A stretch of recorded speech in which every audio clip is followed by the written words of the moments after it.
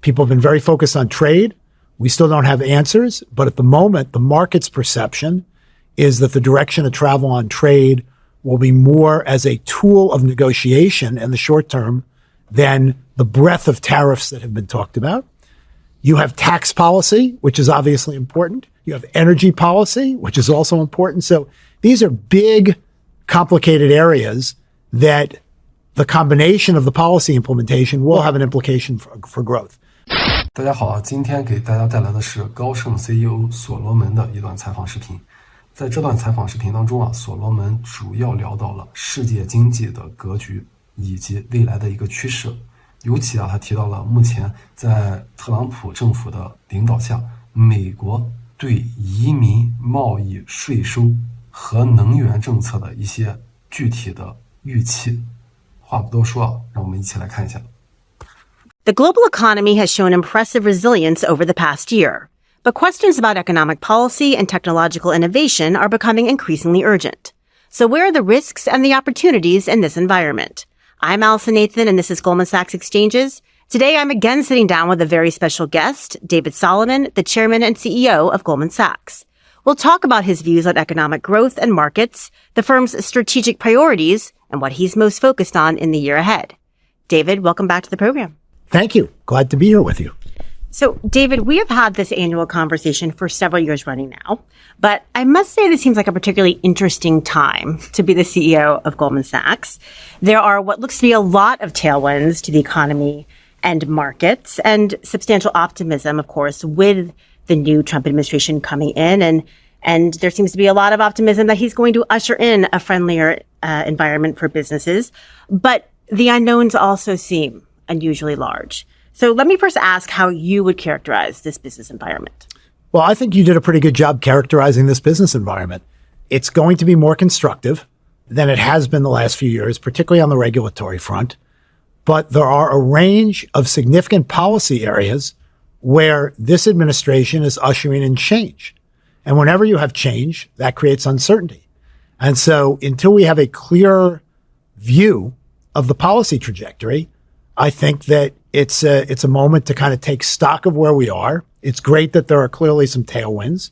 There's obviously a lot of optimism, but at the same point, the ultimate implementation of the different policy focuses will be important. And so we have to step back and realize people are obviously very focused on immigration policy.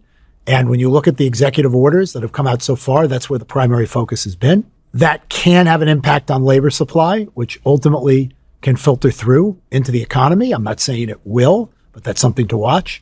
People have been very focused on trade.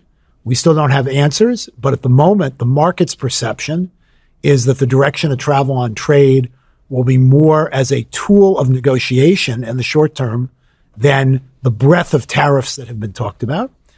You have tax policy, which is obviously important. You have energy policy, which is also important. So these are big, complicated areas that the combination of the policy implementation will have an implication for growth.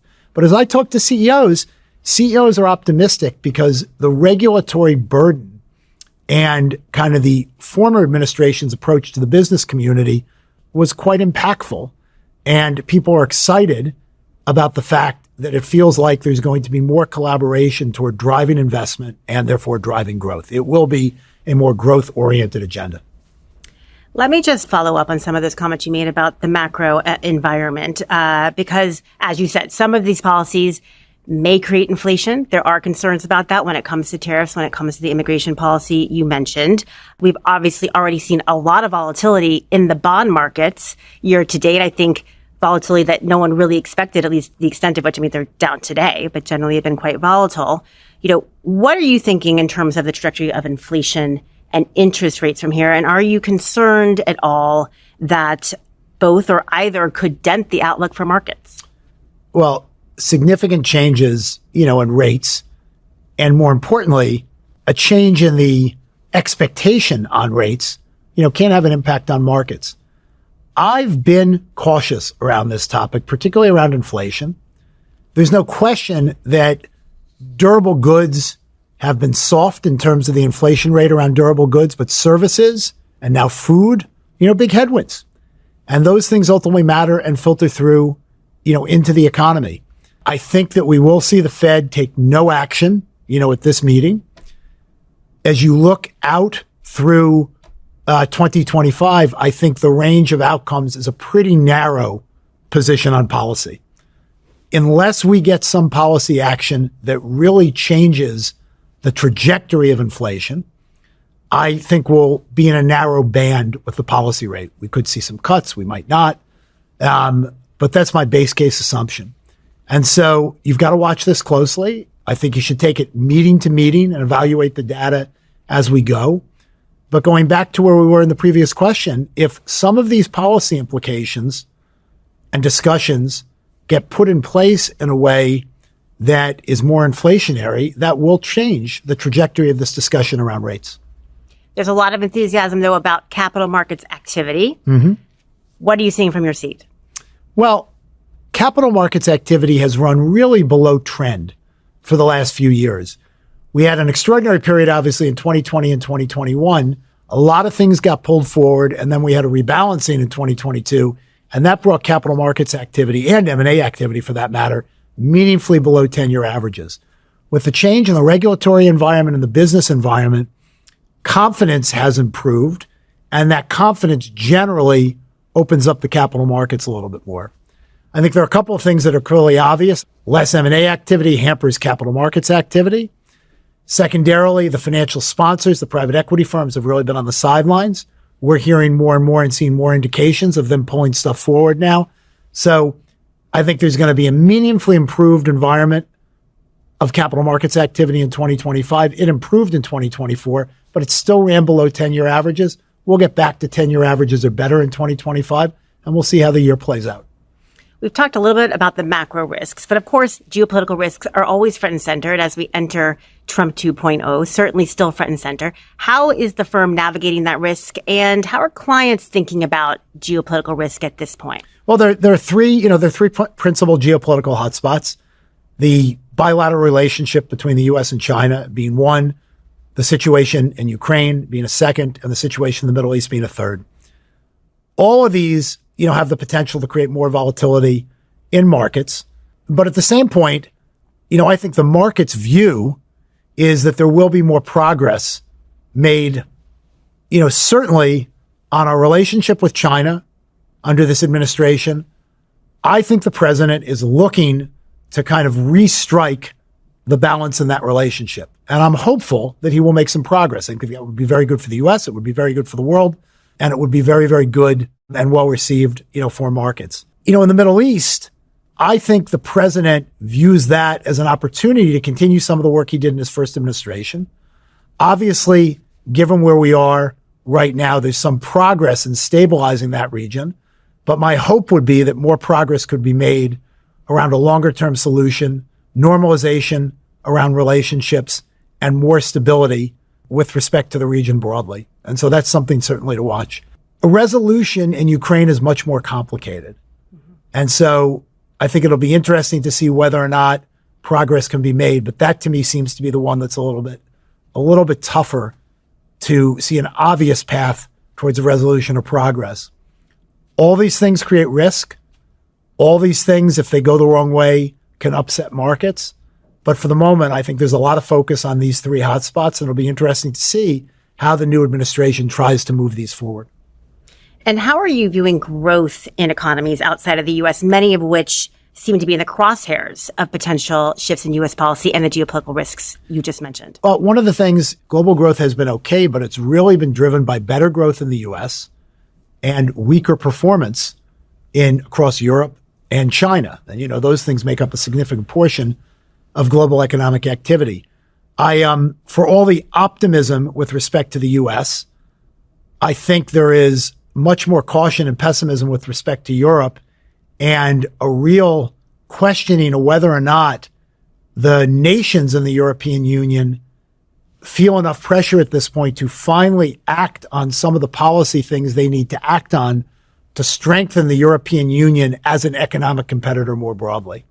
I think that's a big question. I was just in Davos, and there's a lot of discussion on this topic, and I think people would like to be optimistic that there's been enough pressure and underperformance on a relative basis of the European economic system that there will be more aggressive policy action to try to improve growth. But my own view is until the nations of Europe start thinking about really trying to create national champions and really think about how they make Europe a better economic competitor, it's hard to see that movement. We need the Netherlands to work with France as opposed to compete with France. And ultimately, if you can't drive national champions across Europe and really create the power of the economic union in Europe, the relative growth trajectory will be lower. And that's kind of what we see based on the policy implementation of the last 10 to 20 years. Let's shift gears and dig into some developments in finance in the coming years. You've already mentioned the regulatory landscape, near and dear to our hearts. What are you expecting for financial regulatory shifts in 2025? So people are policy, and one of the most important things to watch here as we go into the new administration is, we obviously have a new head coming into the SEC, but there are, some important positions that affect the regulatory environment for the financial system. The vice chair of supervision for the Fed, the head of the OCC, the head of the CFTC, the head of the Consumer Financial Protection Bureau, the CFPB. So, all of those appointments are important. And I think it's very important that the administration moves forward and gets people into these jobs so that the policy discussion around the regulatory environment for the financial system can move forward. I hope and expect that they will. And once they do, I think the industry will continue to be very engaged to try to create a little bit more balance around the regulatory environment, to try to free up capital that can be reinvested in the system. One of the things that's going on in the large financial institutions is there's been uncertainty around CCAR because there's litigation now around CCAR, the stress testing. There's been uncertainty around Basel III. There's uncertainty around GSIB. That's leaving all the large banks to hold extra large buffers of capital. We want to get policy in place so we know and can plan around capital, and that excess capital that's being held because of the uncertainty can be released into the system. That drives more investment, loans, growth, et cetera.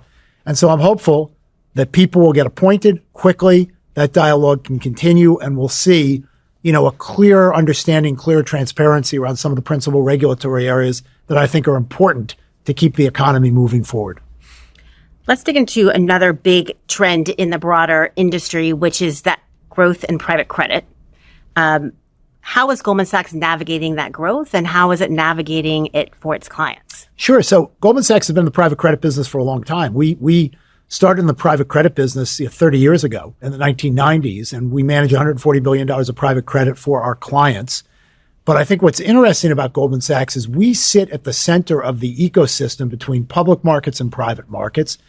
We have an enormous origination engine, and while there's a lot of capital in the world to manage in the private credit space, the real value add to the private credit deployers is origination, interesting investment opportunities. And so, I think we sit in a very interesting place in the middle of that ecosystem. We have the ability to distribute credit and interesting investment opportunities to our clients through the typical originate and syndicate process. We have the ability to originate and use our balance sheet. We have the ability to originate and direct to our asset management franchise.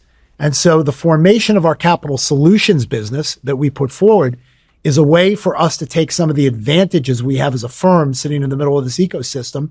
I think you're going to see good secular growth in private credit lending. And, we're certainly in a very, very interesting position to participate in that, both for our investing clients and for our trading or markets clients. And we have an incredible set of corporate relationships, really unprecedented, to drive origination of product that can be interesting for those markets. Interesting. It's been about 15 minutes in this interview, and we have not yet asked about AI, which obviously is a huge focus for financial markets. It's really driven the market over the last couple of years. And, yet we have seen news over the weekend about low-cost competitors potentially disrupting the space, generating a lot of volatility. What's your take on all of that, and where you see AI from here? Well, wherever there's change, there's always going to be volatility, and people tend to run ahead and then pull back and adjust. But the broad trend of the power of this compute and the ability to leverage it to create productivity gains and efficiency, we're early, in the ramp up of that. And I think one of the ways to think about it, and I've heard this from big tech leaders, is the cost of this compute is going to come down, or the power of the compute at the same cost is going to go up. And you're going to see meaningful shifts in that every 3 months. So this is happening. It's happening quickly. And the power of that to generate productivity gains is real. And so take away the short-term noise, the short-term volatility. This is another example of technology continuing to drive growth and productivity. And also, interestingly, we sit, in the middle of a lot of this here in the United States, although there's obviously competition around the world, as this morning's announcement shows. But I just think the direction of travel with respect to the ability to load this technology into the enterprise and make people more productive, we're very early in that cycle. And I'm quite optimistic about it. And how is Goldman Sachs thinking about harnessing AI for its own businesses? And what are you advising clients in terms of using it for their businesses? Well, at the moment, the compute's very expensive. And so you really want to focus on use cases where you think you can move the needle and really drive productivity gains. The most obvious one for us, we're an organization of 47,000 people, and we have 12,000 engineers in our organization. We would have more if we weren't constrained by our desire to drive returns in our business. The ability to increase engineering productivity so that we can do more is hugely advantageous to us. So that's an obvious place where we've been very focused. And I tell you that from what I've seen and what I've been shown, that technology is really accelerating, which can allow us to do things that could take a handful of engineers, weeks in very short periods of time. And so we're very, very focused on that. But we're also focused, if you think about our business as a knowledge business, there are lots of places where putting these tools into the hands of very productive knowledge workers can accelerate their productivity, and also where they focus their time to add value to their clients. And you're seeing businesses that we talk to doing the same. Absolutely. I mean, it's all businesses are wrestling with how these technologies can either improve the productivity of their people or change processes in ways that drive efficiency. The first is easier than the second, but CEOs I talk to across all industries are thinking carefully about this, but also being slow and prudent and thoughtful, because you have to look at the costs, make sure it's going to work. You have to have good governance around this from a risk management perspective. And so a lot of focus, but I think you'll continue to see it accelerate. So, David, as we're talking, I hear about plenty of opportunity, but also plenty of risk. I'm going to ask you a question you often get asked, which is, what keeps you up at night? There are lots of things that keep me up at night, but generally speaking, I sleep well. And, the glass is half full. I think we're in an incredible position to continue to drive growth. I think the fact that in the U.S., where we really, have had for a period of time kind of preeminence from an investment perspective, preeminence from a technology and innovation perspective, preeminence from a financial system and a capital formation perspective, leads me very, very optimistic about the U.S. and, our ability to navigate significant things that will come our way. I worry about all the things that we worry about. I worry about geopolitics and instability in the world. I worry about cyber, significantly. I think it's a real issue. There are lots of things to worry about. And look, one of the things that I think we should be thinking about at a time like this, when everything feels, so optimistic to the forward, is what could go wrong. If we woke up a year from now and markets were 20% lower, why were they 20% lower and what happened? And thinking about those things and kind of looking around the corner, I always think is a helpful exercise and something we spend a lot of time doing at Goldman Sachs. So I'd just like to end with the fact that 5 years ago, the firm held its first investor day, and you laid out the firm's strategic objectives at that time, many of which we have achieved, if not exceeded in many cases. So, David, how are you thinking about setting up the firm for the next 5 years? So we are executing a plan that we really initiated 5 years ago to grow the firm, strengthen our core franchise, and really create value for shareholders. We're well on our way on that journey. I think the firm is very, very aligned, and we have room to continue to execute on our growth plan, which is particularly centered around asset and wealth management. I think we've done a great job strengthening our core business of banking and markets and capturing share. There's still more we can do there. And as we generate capital as a firm, we will continue with growth in the world to allocate more financial resources so we can keep growing that client franchise. I think we can grow our asset and wealth management business high single digits, continue to improve the margins and the returns in that business, which uplift the overall returns of the firm. And I think the firm is very well positioned for further growth in the future. So I feel very, very good about where we are. We are hugely focused on productivity and efficiency, which I think is a very good thing to always be focused on in our business.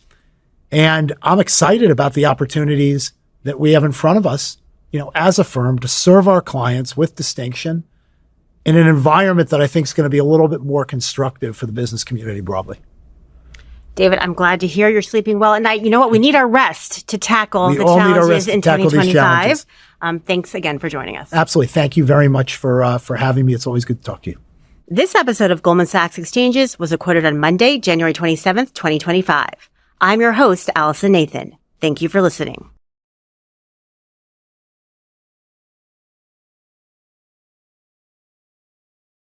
好了，我们一起挑几个重点，一起来聊一下。